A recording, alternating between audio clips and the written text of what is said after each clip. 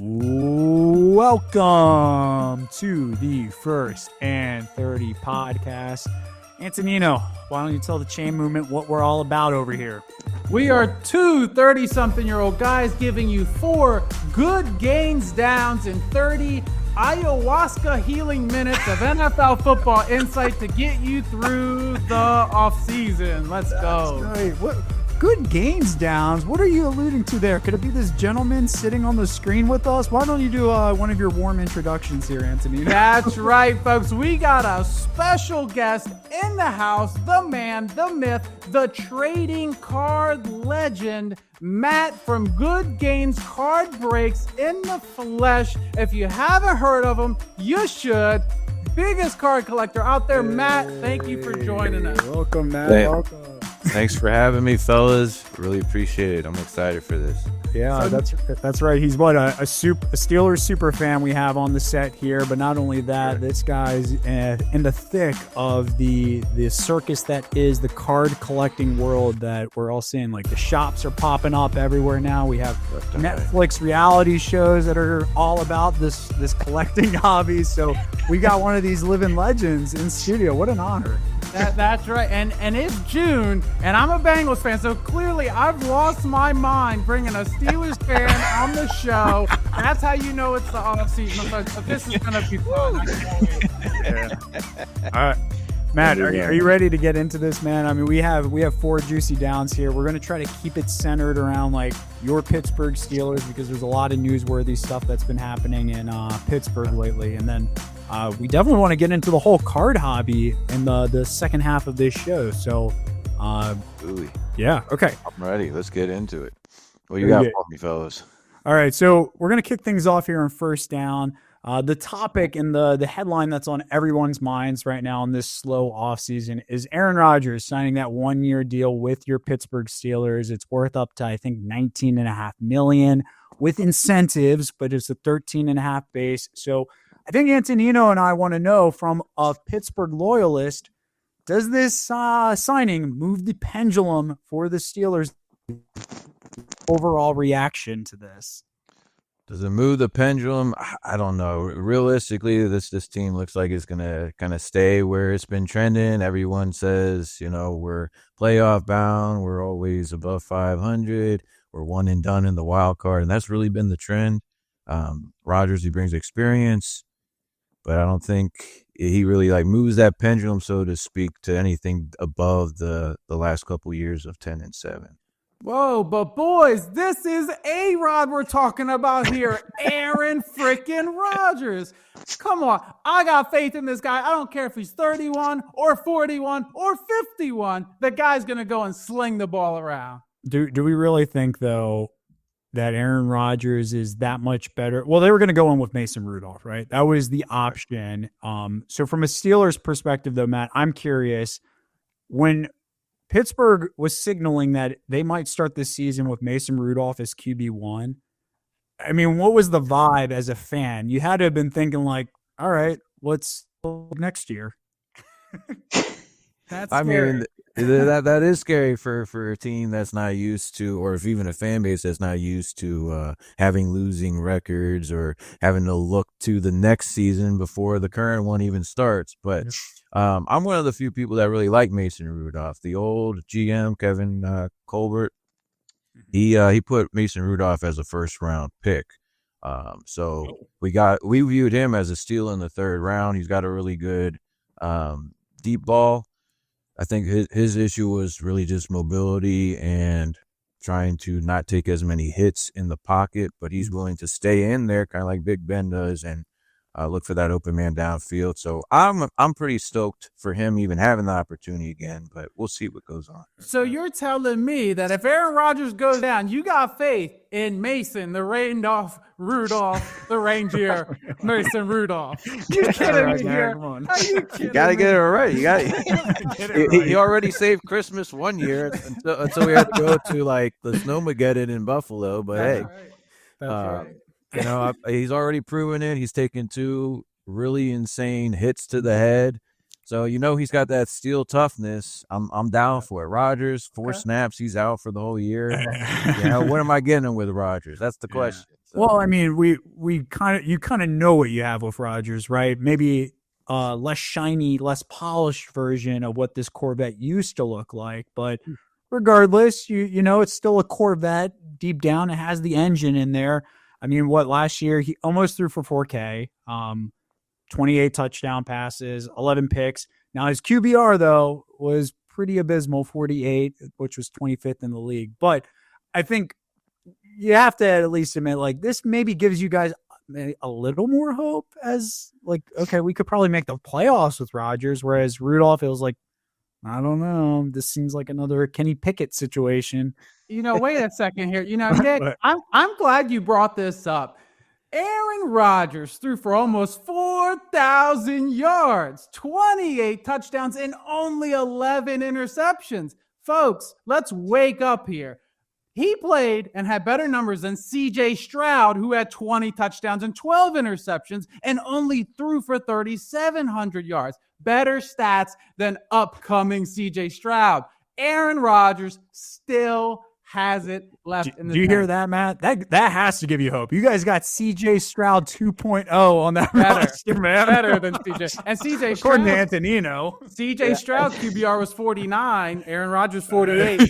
Identical. I mean, maybe it just could have been those darkness retreats, him playing a second year in the Gotham City. He's trying to be the Batman of that town, trying to flip the script in a city that has very high standards, but I guess low results doesn't really balance it out. But Pittsburgh, we have high standards and we have high expectations that we definitely demand those results to equate to. So he's got more pressure. Yeah, I was reading today that there's reports that Arthur Smith, the Steelers offensive coordinator, wants to look for a more balanced approach with Rodgers under center. I mean, last year Pittsburgh was fourth in the league with rush attempts. Aaron Rodgers was second in the league with pass attempts. So you're kind of marrying these two now where it's like, all right, Rodgers obviously wants to throw the ball. Arthur Smith prefers to run it. But I'm kind of curious, before we hop into second down, do you think Arthur Smith has been more of a product of what he's been given? Because if we think back to his days in Atlanta, he had Marcus Mariota, Desmond Ridder throwing the ball at quarterback. Here in Pittsburgh, his first season, he had Russ Wilson, Justin Fields. So Rodgers might be the best quarterback that he's had in a system. So maybe we do see Arthur Smith opening it up a little bit, and maybe Pittsburgh's offense looks a little different this year with Rodgers. Maybe. I mean, you pointed out some great facts there. You also forgot when he was the OC at Tennessee, Derrick Henry's stats went off the charts. Ryan Tannehill had one of his better career seasons. Good point. Tannehill's not viewed as an elite quarterback, but he had up there borderline elite stats and numbers those years. So I feel that's why I felt confident with Mason Rudolph taking the helm. Or if Rodgers really wants to, it could work out. But remember, the Steelers are traditionally known for wanting to run the ball and stop the run. So there's going to be some sort of balance. The last thing I'll say on the running part, efficiency-wise, though, they do want to run the ball, but they were not efficient last year. I think they had 4.1 yards per carry, which was like 26th in the league. And you lose some players, which I think this is going to segue well into second down here. With all of this offseason stuff, Matt, we kind of want to get like a higher level overview from you and outlook. Pittsburgh had some key additions. They had some key losses, but their over-under heading into the season is 8.5 wins. Realistically, where do you think they're going to land? I mean, they lost Najee Harris. They lost George Pickens. They added a few guys. I mean, DK is the most noteworthy one. They gave up a lot for him, but realistically, what's the outlook for Pittsburgh fans in 2025? I don't remember all the stats. I think we're still one of, if not the most expensive defense. So again, we're going to rely solely on them. Hopefully TJ Watt gets his money. Otherwise, that'll be another headline down the road. But the running back rotation, a lot of fans thought Jaylen Warren last year was better than Najee, should have been the true starter. Yeah. I mean, he's got that speed burst. He's more decisive, but I think Kenneth Gainwell is also just another Jaylen Warren. He's got speed, but he's also that receiving back. The rookie Caleb out of Caleb Iowa. Johnson, yeah. Caleb Johnson. Yep, he's going to be more of that. He's also decisive. He's also tough, and that's what Arthur Smith wanted, anyways. That's why they drafted him, to fit that system scheme that you were mentioning earlier. What he's trying to bring to Pittsburgh.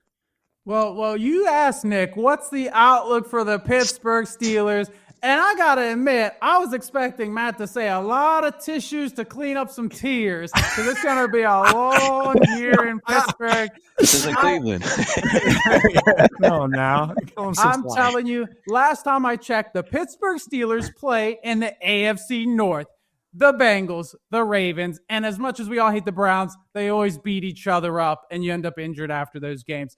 So, that being said, today I heard Myles Garrett said, with Aaron Rodgers playing with the Steelers, I think this is a good opportunity to put him in the graveyard. What do you have to say about that, man? What do you think about Myles Garrett's comments?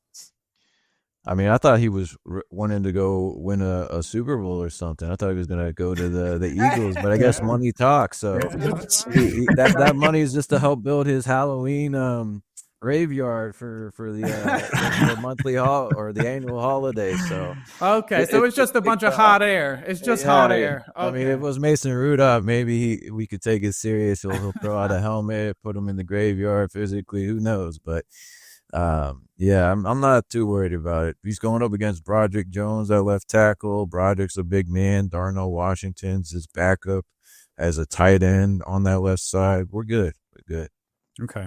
So, I mean, I'm not going to force this because I know the over-under is 8.5, but I want to kind of do this higher level thing. Mike Tomlin is obviously being very known for, 18 winning seasons, or at least having a record over 500 his entire Pittsburgh career. I did have to dig into this a little because I was curious.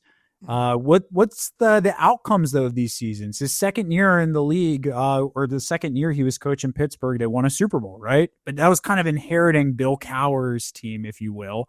They went to another Super Bowl a few years later and lost subsequently to Aaron Rodgers and the Packers.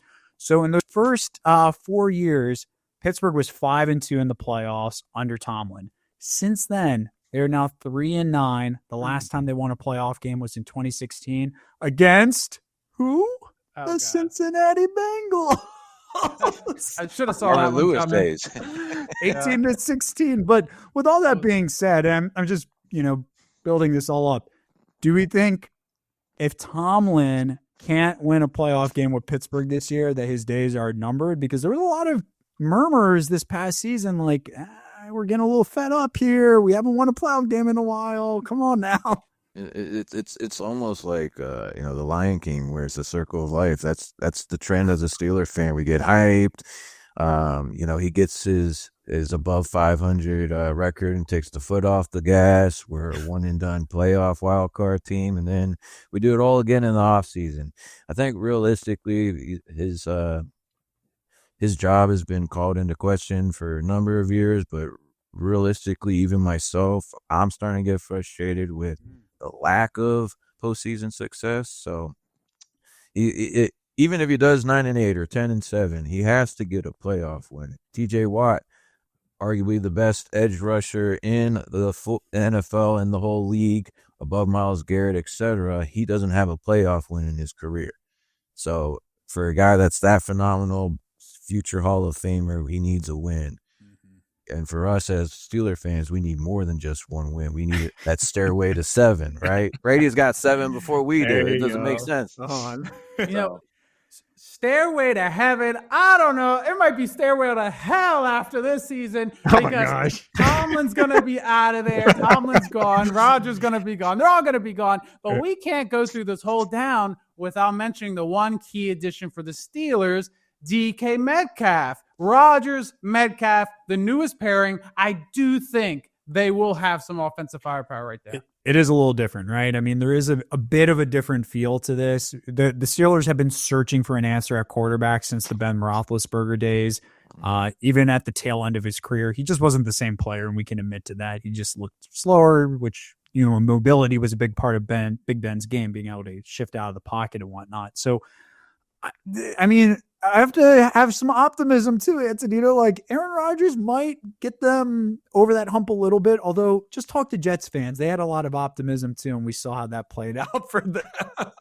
So Matt, over under 8.5 wins for the Steelers. Give us that over under. Give it to us. It's gonna be over. It's gonna be over. Okay. What do you think it's going to land at? Do you have a number? I'm still gonna stick with probably 10-7 realistically. Okay. A lot of people say 9-8, but you're gonna probably see us still stay around there, Tomlin, unless he comes up with a new Tomlinism to motivate the new roster group. It's probably gonna be the same old story. So maybe next year. I like it. I like it. That's a good take. 10-7. You hear it from the resident Pittsburgh fan. Matt, hang in there. We're going to hop into our half-minute halftime show. Do a little pump up here, Antonino. Why don't you go ahead? What's happening? Folks, grab your Gatorade, grab your water, but in the meantime, the time is now. Go to goodgainscardbreaks.com right now. You can also find them on TikTok, Instagram, wherever the internet is, you can find Good Gainz Card Breaks. If you're watching us on YouTube, look at his hat. The merchandise is straight fire. Good Gainz Card Breaks. Tune in. Hashtag Good Gainz. Let's go.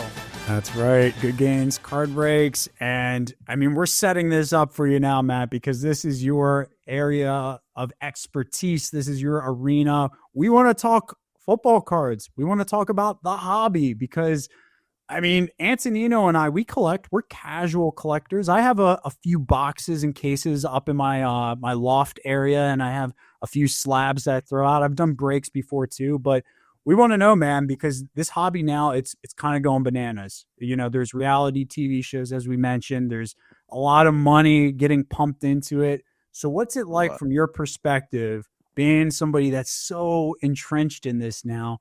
What's like the future outlook of the hobby? Like, just, give us your take right now on sports card collecting, specifically with football too.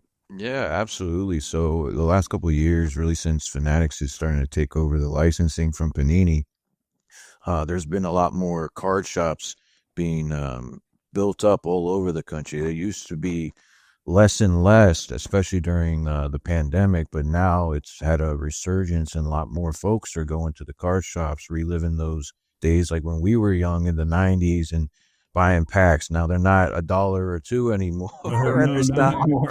But you still got that vibe. You still got trade nights. You still got buy sell nights. There you can rip in the shops. There's a lot of vibes going around. It's going internationally. You got card shows that are international now. Okay. So it's a lot of fun. The prediction for the future is that grading has become like the standard. Yeah. PSA has been like the forefront of it. They're starting to take over. So recent news is that possibly GameStop is buying PSA and transitioning into that side of the industry. No more focus on video games. Gotcha. So definitely a lot of fun vibes ahead, but it's always like keeping up with the Kardashians. It's drama every week. And that's cool too. I mean, for those that are like completely new to the hobby, they've never stumbled upon it. PSA, they're a big grading company, so that's like kind of the prime where you go. I mean, I'm kind of curious though, Matt, can you just give us a little bit of the history and Good Gainz? Like, why did you get into it and like start promoting cards and doing rips, and what's that all about? Absolutely. That's a great question. So I just celebrated 6 years of doing this as a breaker, but I've been collecting since the 90s. It started with Pokemon, recess. We would just play the games. I would want to collect Blastoise. That was my favorite. Started Pokemon, and then I've, always being a sports fan, especially Steelers and football, I started to collect some football cards, and then the older I got, I did breaks, and back then it was just YouTube or a place called breakers.tv. Real quick, Matt, what are breaks for those that don't know? Great question. So card breaks is just a product itself, kind of like I've got like this is a blaster box.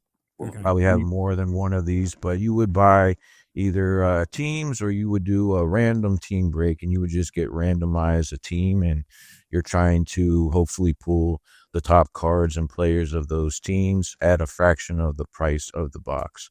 Gotcha. So that's become the trend nowadays. Sometimes we do like divisional breaks. So you'll get a whole division for football, or if you're doing basketball, baseball, you're getting conferences, sometimes divisions, etc. So it's just split up however we can make it as fair and enjoyable as possible, and less feeling like a casino where you're gambling your money away. I'm going to have to slow you down right there, Matt. I need to know the secret. I'm trying to go get some cards. I need to hit a big pool. What store do I go to? What pack of cards do I buy? I'm trying to get like the holographic Joe Burrow, 10 out of 10. How do I get it? Matt, where do I have to go? Tell me, please. eBay, right? You got to go on eBay. Yeah, you have to go for eBay. Those 2020 boxes are too expensive now. Jason Joe Burrow, but nowadays it's really the trend. Everybody likes the latest and greatest, the flashiest new class. So we just finished obviously the 2025 draft, so people are hyping up Jackson Dart, Shedeur Sanders, my guy out of Penn State, Abdul Carter, who looks like a freak of nature again. So you're looking for the top rookies of every class, and you're hoping they're the next Patrick Mahomes, Tom Brady. Jayden Daniels last year was only the sixth rookie quarterback ever to lead his team to a franchise championship, but unfortunately didn't win. So they're all still 0-6. So you're just hoping, like, is he going to go the next year back to the Super Bowl, or will he have that sophomore slump kind of like CJ Stroud did to a degree? So there's definitely like a stock element. Sorry, Anthony. I was like, there's this stock element, right? Where you're like, I'm trying to buy stock when it's at its like the lowest point and hoping that it dip. Yeah. And then you have to know when to sell that stock. That's exactly how me and Nick have been doing this podcast for 2 years. I was literally about to say the same thing. This is incredible, folks. This is incredible. It is like the stock market. Buy high, buy low, sell high. This is so much fun. Guys, did you know, Matt, I had to do some research into like just football cards in general. They've been around since like 1888. And at first, like the first football cards were sold in like tobacco products. So that's how like people like got them. But it was like post World War II boom in the 50s where like, Topps was like that huge set. And then Bowman, I think they're still around, right? Bowman, but Bowman, yeah. We actually got the new one right here. They're owned by Topps now, and right. Fanatics owns Topps, so basically it's a Fanatics product. If people aren't tuning into YouTube, you're missing out some good stuff right here. We might have to have Matt back on to do a break one day. This is great. Oh, that'd be cool. Matt does a break right on live. That'd be sick. And YouTube live, we could do something like that. There's so much nostalgia on this down. It's incredible. I'm thinking right now back to when they had cards, but it had a piece of bubble gum in there, bazooka bubble gum with like a pack of cards. You remember that? And I think they had to stop doing that because the gum was making people sick because it would go stale in the pack for so long. So there's so much nostalgia. Yeah. And it tastes like a brick, but some people on all these live streaming platforms like Whatnot or TikTok, they'll actually tip you or pay you extra and dare you to eat it if you're brave enough. That's amazing. I need to watch that. Yeah, it's like 20 years old at this point. All right, guys, I want to move into fourth down here because I want to get into Matt's opinions on the players that if you're like just starting to get into the hobby, if you're trying to like start investing in some stock, some player stock, if you will, we have a resident expert in the house of Good Gainz Card Breaks. So Matt, tell us, if you're willing to, that is, who are some of the guys that you might be targeting heading into this season that they might be undervalued? Maybe they're not. Maybe it's just like a part of the market right now that's like, these are the it guys that we got to be invested in. We got to get our hands on this card in particular. Very, very good questions. And, it changes. It always fluctuates. I would always say as a pro tip, the off season is where people are buying into like their opinionated hype, but it's come preseason is where, they're actually proving it and you're basing it off of. But, I would say right now going into his third season, Bryce Young, mainly because the last 5 games, he really started to come together, look like an actual maybe first overall pick or let alone an NFL starting quarterback. there's also like the hype of like the trend when the Buckeyes win the national championship and the Panthers start the season the next year against the Jags. They made the Super Bowl. So they're doing that again this season. Maybe the dark horse Super Bowl. I didn't know that was a thing. Is the Panthers. Yeah. So Bryce Young is somebody, he's not super expensive anymore right now, but he's starting to trend upwards. So maybe Bryce Young. Well, fun fact I know a little something about sports cards. The Bryce Young card, did you know all the Bryce Young sports cards, they actually have his actual size on the card because he's only 5 foot tall and he's not going to do anything this coming season because Bryce Young can't even see over his offensive lineman. But I digress. Matt. Hey, they drafted T-Mac. He can see him in the red zone. He doesn't even have to see his receivers now, Anthony. He just has to like throw it up there. Hope that T-Mac goes out and pulls it down. That's all you have to really do. Just get it out, get it into the air. That's your job. Fine. I digress. Matt, I kind of want to give you some names here, and you tell us like, yeah or nay. I'd go ahead and buy this card right now. Jayden Daniels. If it's in a good price range, he's been the most hyped from last year's class for obvious reasons. But if he's like super expensive, I wouldn't waste your money there. You can get better return on investment with some other guys, like maybe Bo Nix. Okay. Ooh, Bo Nix.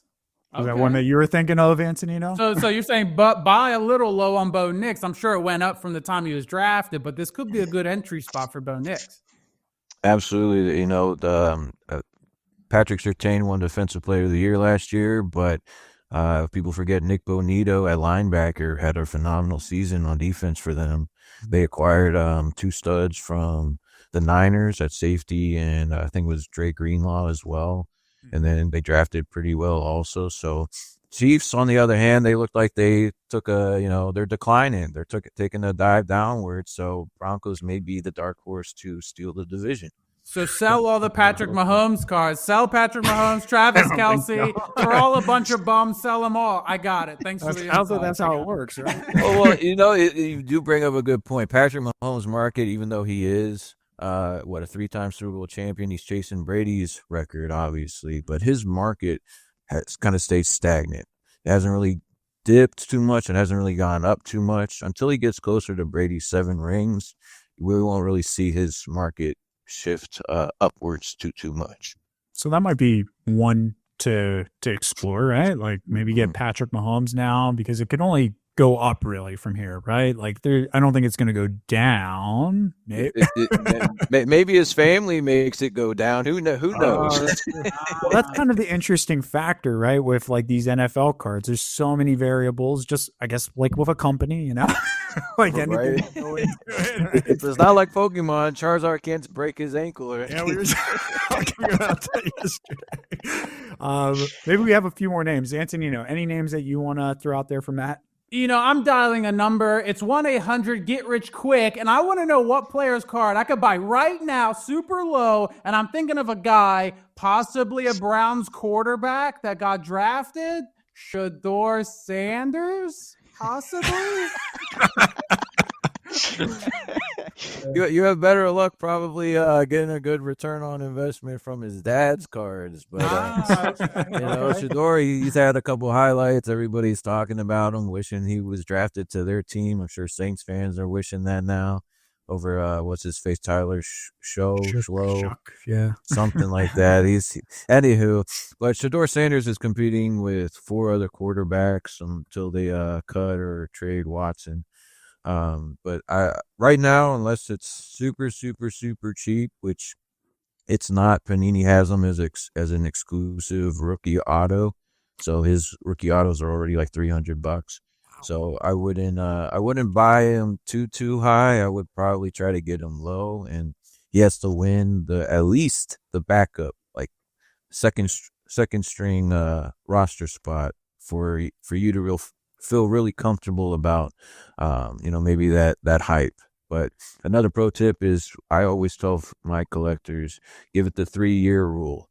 Because the first year is kind of like that honeymoon phase. Jayden Daniels, CJ Stroud, they win Rookie of the Year and they look really good. And then the next year, they maybe have a sophomore slump.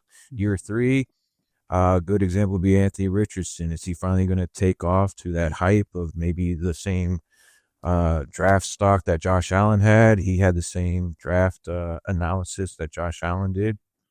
So maybe they take off in year 3, but always do 3-year rule, and after that, it's up to you. Man. Hey, I got my cheat sheet. I'm ready to go to Good Gainz Card Shop right now. I'm going to hit up Whatnot. I'm going to find you because I'm getting rich quick now. We got the cheat sheet, Nick. We got it. Yeah, we do. Hey, Matt, we appreciate you hopping on this episode of First and 30 with us. For those listening and watching, go check out Good Gainz Card Breaks. See what Matt has in store. And Matt, I mean, anything you want to say just about what you're doing over there? We're just always pulling some Good Gainz fire, so come give us a chance. And we don't believe in skunking, so I always send you home with some sort of Good Gainz. He's a good man right there. He's a good man. Go get your Good Gainz, people. Let's go. All right, Matt. Take care. Thanks for coming on. Appreciate you. You too.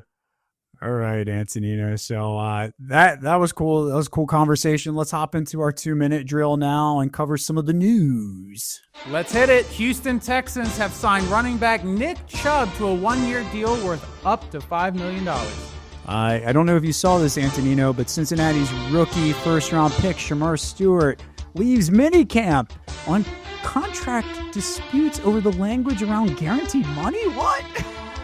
Speaking of drama, Stephon Diggs was on a little boat ride recently, flinging around some possible paraphernalia. He might be in some hot water. The Las Vegas Raiders went ahead and added ex-Cincinnati Bengal linebacker Jermaine Pratt to their roster on a 1-year deal worth $4.25 million.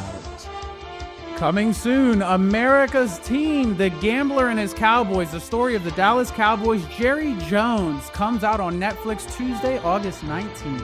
Oh, okay. So Houston safety Jimmy Ward is now facing felony assault charges after allegedly doing some familial violence following an incident with his family. Don't know the full details yet. The late Jim Irsay, rest in peace. He passed, but he left the team to his 3 daughters, who looks to work extremely closely with the players. And ex-Los Angeles Charger and Baltimore Raven linebacker J.K. Dobbins joins the ascending Broncos in Denver on a 1-year deal that he described as a decision. The Minnesota Vikings signed tight end Josh Oliver to a 3-year extension for $23.25 million with a max value of $27.5 million. And last but not least, to close out mandatory minicamp, Jacksonville had dual threat second overall pick Travis Hunter practice on both sides of the ball for the first time. Are we going to see him do it this season? I think so. And I want to end this show off with a bang. I just want to say sorry, ladies and gentlemen. I got one more 2-minute drill point for everyone. Josh Allen is officially off the market. I know that crushes a lot of ladies' hearts out there, and my close Buffalo Bills fan, Harry. I know he's very sad, but Josh Allen's officially off the market. I had to fit that one in there, Nick. I had to. Were you eyeing him? Are you upset about this? No. Joe Burrow's all.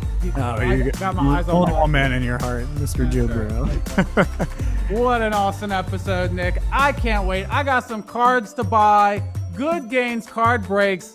That was awesome, but you know the drill. We'll see you on the next one. The next one is the best one. That's right. Thanks for joining us for another episode of the First and 30 podcast. Until next time, remember, when your number's called, no matter the odds, let's go for it.